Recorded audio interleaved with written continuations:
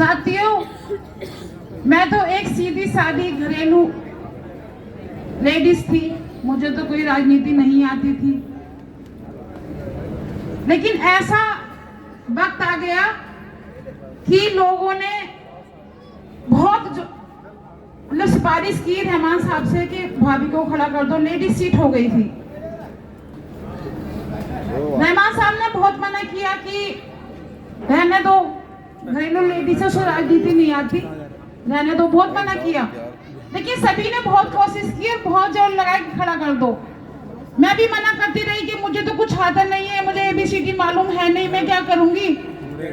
मैंने अगर काम वाम नहीं हुआ मुझसे तो खामखा मुझे बद्दुआएं देंगी, मेरी माए बहनें और भाई भी नाराज होंगे। सब लोगों ने मुझे बहुत कहा तो मैं तैयार हो गई और इंडिपेंडेंट लड़ना था। लोग मुझे जानते नहीं थे मैं हूं कौन, क्योंकि मैं कभी घर से बाहर निकली नहीं, कभी बाहर गई नहीं, कोई मुझे जानता नहीं। आसमा रहमान है कौन, किसका नाम है आसमा रहमान। साथियों, लेकिन रहमान साहब के दिल में बहुत जज्बा था काम करने का। रहमान साहब हर कोशिश करते थे कि मैं किसी तरह से भी अपने एरिया को संवार लूं, सुधार लूं, अच्छा कर लूं। और हो गई लेडीज सीट। तो साथियों, उन्होंने मुझे खड़ा कर दिया। मैं घर घर जाती, लोगों से बोलती, वो लोग कहते कौन, मैंने कहा मैं आसमा रहमान। कहाँ से आई हो, खड़ी हो रही हो इलेक्शनों में, आप लोगों की मदद चाहती हूँ। क्या निशान है, पतंग, कौन सी पार्टी है, इंडिपेंडेंट।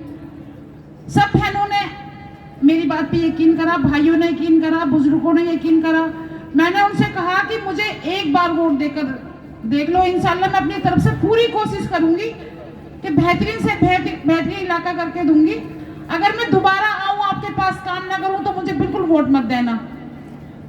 सबने मेरी बात पे यकीन करा, वोट भी दिया, अपना भरपूर प्यार भी दिया। मेरी माओ ने, बहनों ने, सबने रोजे भी रखे, नफिले भी पढ़ी मेरे लिए। जब मैं जीत कर आई तो एक ख्वाब सा लगा, हकीकत बता रही हूँ, मुझे एक ख्वाब सा लगा कि 5,500 वोट से जीत गई मैं, और वो भी 3 दफा की काउंसलर, और वो मैर भी रह चुकी हैं, और उनकी सरकार। मैं सोचती रही, मतलब खुशी भी हो रही थी लेकिन यकीन नहीं आ रहा था। मैं सोचती रही, आज मैं आपको अपनी बात बता रही हूँ ईमानदारी से। मैं सोचती रही कि क्या मतलब हुआ क्या नहीं, लेकिन जब शपथ ली,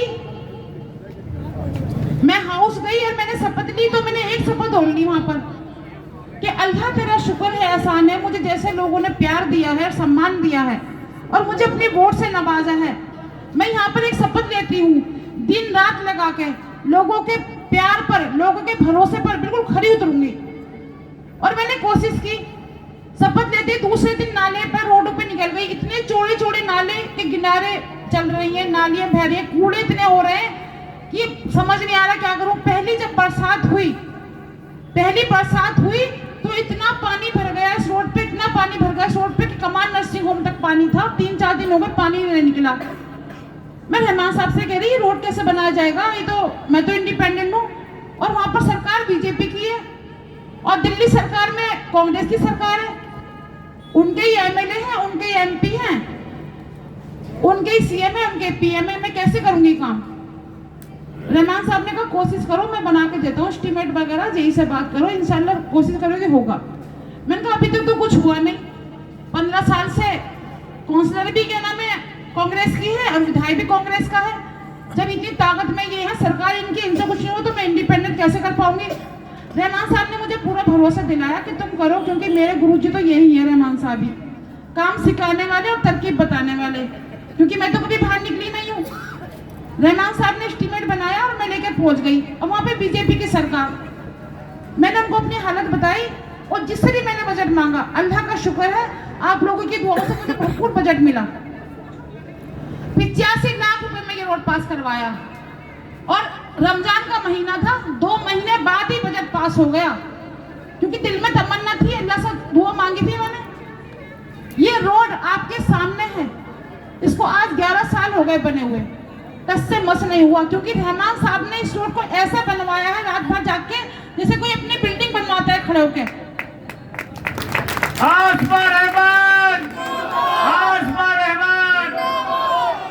पूरी रात जगते थे, अपने साथियों के साथ रोड पे खड़े रहते थे और ईंट रख दिया करते थे कि मुझे रिश्वत नहीं, इस ईंट की बराबर माल चाहिए। देखा होगा आपने, ईंट रख दिया करते थे खड़ी करके कि मुझे रिश्वत नहीं चाहिए, मुझे कमीशन नहीं चाहिए, मुझे रोड बिल्कुल साफ सुथरा चाहिए। ये रोड बन गया आप सबकी दुआओं से। फिर मास्टिक के लिए कोशिश की, आपको याद है मास्टिक भी करवाई थी रोड पे मैंने, याद है आपको? ये नहीं, 52 लाख में मास्टिक पास करवाई। 0 नंबर से लेके 52 नंबर तक मेरा एरिया था, वहां तक मास्टिक डलवाई। ऐसे ही मैं बजट लाती चली गई, रोड सड़कें बनती चली गई। जब भी मैं जाती कमिश्नर को बोलती, कमिश्नर फौरन मेरे कहने पे फौरन एरिया का राउंड करते। जब पहली बार राउंड करा तो हम ऋषि कदम मार्ग पे निकल के गए, नूरानी मस्जिद रोड पे निकल के गए। जाकर देखा तो इतना बुरा हाल कि चौधरी साहब की खुद गलियों में पानी भर रहा, इतना बुरा। कमिश्नर भी कह रहा ये कहाँ क्या हो रहा है यहाँ पर, काम कभी हुआ नहीं हुआ। उनको देख लो, आपको सामने एरिया है। लगातार हर 8वें दिन 15वें दिन कमिश्नर को लेके गई, उन्होंने मुझे इतना बजट दिया कि मुझे फर्स्ट अवार्ड भी दिया कि तुम काम करने का जज्बा है, तुम्हें मना नहीं करना। साथियों, जब मच्छरों का टाइम होता था, गर्मी आती थी, अपने आप कोई नींद खराब कर सकता है? सुबह उठती थी, अपने बच्चों को स्कूल भेजना, नमाज पढ़नी, नाश्ता बनाना, सुबह ही धुएं की गाड़ी बुलानी और गली गली जाना और दरवाजे खोलना, सबके घरों में धुआं कराना, मच्छर न हो जाए, बीमार न पड़ जाए कोई। याद है आपको? मैं पूछती हूँ चौधरी पतीन के बेटे से, चौधरी जुबैर से, आज पूरा 1 साल हो गया, कहाँ है धुएं की गाड़ी? तुमने कहाँ धुएं की गाड़ी कराई? आप सब ईमानदारी से बताओ, धुएं की गाड़ी आई क्या? आपके घर में डीवीसी कर्मचारी कूलर चेक करने आया? नहीं। आपके घर में पानी की टंकियां चेक हुई? ये सब मेरे टाइम में होती थी, क्योंकि मैं बिल्कुल सीरियस अपने घर की तरह समझा है मैंने एरिया को हमेशा। जब तो मैं इंडिपेंडेंट थी, ना मेरी सरकार थी, ना एमसीडी में सरकार थी। आज तो अल्लाह का शुक्र है, सरकार भी हमारी है और एमएलए भी हमारे हैं, और इंशाल्लाह कौंसिल भी तुम्हारी बन जाएगी। तो इतना बजट कि आप सोच नहीं सकते। ये नाली सड़की का कोई काम नहीं है, आपकी एक वोट बहुत गरीबों की मदद कर सकती है। अब हमें जरूरत है अपने एमसीडी स्कूलों को सुधारने की। दिल्ली सरकार के स्कूल तो बहुत बेहतरीन हो गए, लेकिन एमसीडी के स्कूल बिल्कुल बेकार हो रहे हैं। यहाँ पर कितने लोग ऐसे हैं जिनके बच्चे गड्ढे वाले स्कूल में पढ़ते होंगे, उन्होंने मेरे से पहले भी देखा होगा और अब भी देखा होगा स्कूल, और अभी 1 साल में भी देखा होगा। जो कंप्यूटर क्लासेस मैंने अपनी बच्चियों के लिए पास करवाई, आज वो कंप्यूटर खराब होकर स्टोर में डाल दिए गए, बजट नहीं ला पाए। चौधरी जुबैर बजट नहीं ला पाए। पानी पीने के आरओ लगवाए तो आज खराब हो गए, पार्क की घास सारी पड़ गई, पेड़ सूख गए। जो डेस्क मैंने पास कराई थी, बच्चे जमीन पे बैठते थे, आज वो डेस्क टूट गई है, ठीक करवाने का बजट नहीं ला सकते। कहते कहां से लाऊं बजट, मेरी सरकारी नहीं है। तो चौधरी जुबैर, कान खोल के सुन लो, जहां से बजट मैं लाई थी वहां से तुम भी ला सकते थे, पर तुम्हें काम करने का शौक नहीं है, तुम्हें फोटोबाजी का शौक है। मैं सभी से कहना चाहती हूँ, आजकल नौजवान बच्चे क्या सब बुजुर्ग फेसबुक चलाते हैं। आप अपने फेसबुक पे जाके देखिएगा जरूर, मेरी 11 साल की देखिएगा सोशल मीडिया, और उनकी देखिएगा 21 साल की सोशल मीडिया, और साथ में 1 साल उनके बेटे की देखिएगा, कितने काम किए उन्होंने, पता चल जाएगा आपको। क्या मेरे 5 साल का काम उनके 21 साल के काम पे भारी पड़ जाएगा इंशाल्लाह, देखिएगा।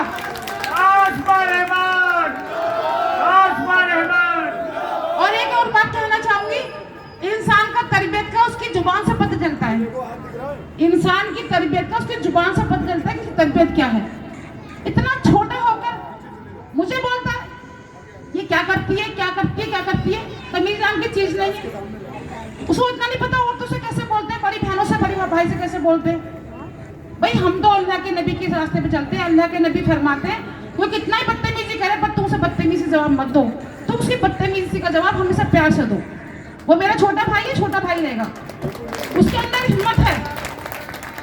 मैं आप सभी के सामने कह रही हूँ, उसके अंदर अगर हिम्मत है तो मुझसे डिबेट कर ले आकर। एमएलए साहब का तो काम बहुत बाद में गिन पाऊंगी, मुझसे डिबेट कर ले आकर। 5 साल का मेरा काम और 1 साल का उसके बेटे का काम और 21 साल का उनके पापा का काम, दोनों को मिलाकर 22 साल का काम गिनवाने में सामने आकर।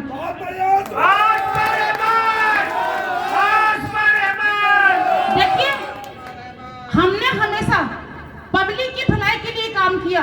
अपने यहाँ पर हाउस टैक्स के कैंप लगवाए। लगवाए और हर महीने का लगाते थे कैंप।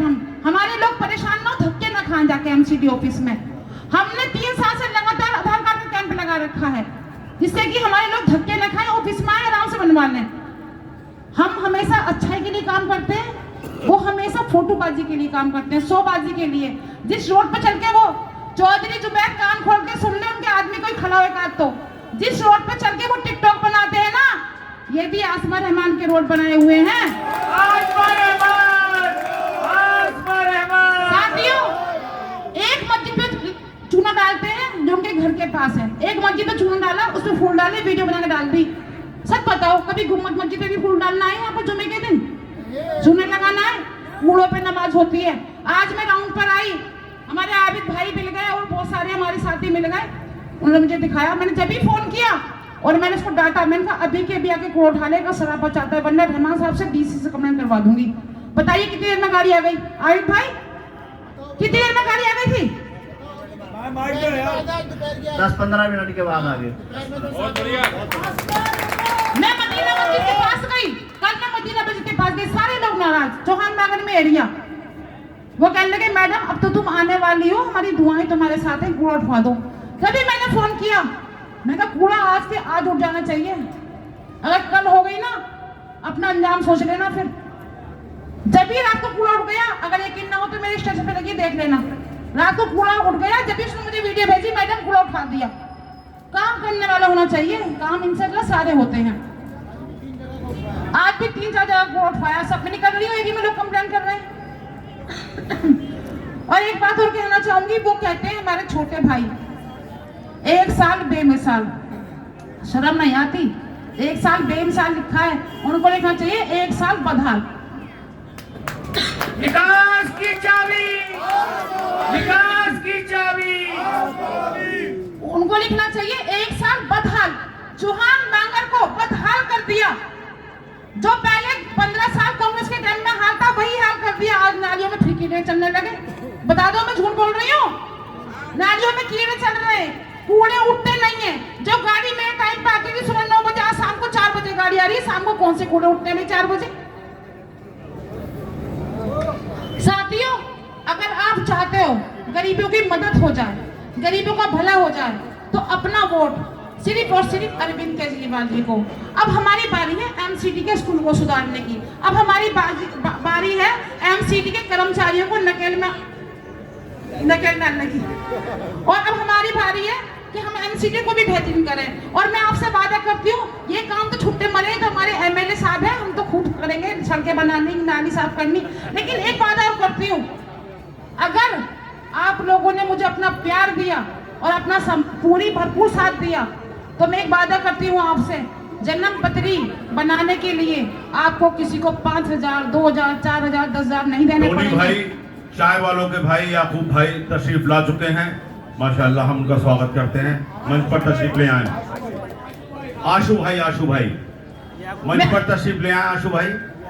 मैं सभी अपनी माँ बहनों से, भाइयों से, जितने सामने खड़े सबसे वादा करती हूँ, 1 साल बच्चा पैदा होने के बाद 1 साल तक मेरे पास कभी भी उसके प्रूफ लिया ना, घर में पैदा हुआ है, कहाँ पैदा हुआ, जन्म पत्री अपने ऑफिस से बनवा के दूंगी। और इंशाल्लाह एक वादा और करती हूँ आपसे, किसी की डेथ हो जाती है ना, डेथ सर्टिफिकेट बनते हैं, उसकी एक लिमिट होती है टाइम की, अगर वो ना बनवा पाए तो फिर वो एजेंट कोर्ट में जाके ऑर्डर करवाने पड़ते हैं। मैं वो भी वादा करती हूँ, आपको जाके एमसीडी के धक्के नहीं खाने पड़ेंगे, आपको लंबी लाइनों में नहीं लगना पड़ेगा, आपको 10,000, 5,000, 2,000 रुपए नहीं देने पड़ेंगे। आप मेरे ऑफिस में आना, कबर की रसीद, आधार कार्ड लेकर आपको घर बैठे डेथ सर्टिफिकेट बनवा के दूंगी। साथियों, आज मैं हमेशा आपकी बहन, बेटी, बहू बन के काम किया है मैंने, और मैं आगे भी इंशाल्लाह इससे अच्छा करूंगी।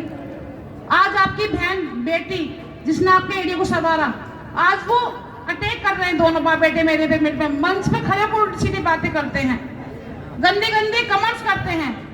अगर साथियों आप मुझे समझते हो वाकई मैंने आपकी सेवा की और एरिया को सुधारा है, तो आने वाली 4 तारीख को जवाब जरूर देना। इतने गंदे कमेंट्स कर रहे हैं वो आज, ये जो नौजवान बच्चे आए ना, सब मेरी मोहब्बत में खड़े हैं, बुजुर्ग मेरी मोहब्बत में खड़े हैं। तो मैं एक नारा लगाऊंगी, आप सच बता देना अगर वोट दोगे तो। आपका वोट, आपका वोट, आपका वोट, आपका वोट। बिजली पानी मेरा जीरो है, बिजली पानी मेरा जीरो है। काम किया है काम करेंगे, काम किया है काम करेंगे। अल्लाह हाफिज, बहुत बहुत शुक्रिया। दोस्तों, एक बात आपसे कहना चाहता हूं कि सदर साहब आपका शुक्रिया अदा करेंगे। 2 मिनट के लिए रुक जाइएगा। 2 मिनट के लिए आप लोग रुकिए सदर साहब। मैं अपने तमाम बुजुर्गों से और नौजवान साथियों से एक दरख्वास्त करना चाहता हूं कि थोड़ी दूर आसमा रहमान के सब साथ साथ चलेंगे और एक राउंड लगाकर आसमा को ऑफिस तक छोड़ देंगे। चलोगे क्या सब लोग? सब चलेंगे, सब चलेंगे। वो तो धमकाने के लिए जाते थे, तुम जिताने के लिए आज देख लो इलाके वालों, ये देख लो, ये है आज इसका जवाब देने के लिए ऑफिस तक चलेंगे इंशाल्लाह। एक भी शख्स यहाँ से हिल के न जाएगा, ये जवाब हम देंगे इंशाल्लाह। ये जवाब आपको देना है। आने वाली 4 तारीख को 3 नंबर के सामने वाला बटन दबाकर। अब हाजी बहुत अनीस बहुत साहब, शुक्रिया। हाजी अनीस साहब आपके सामने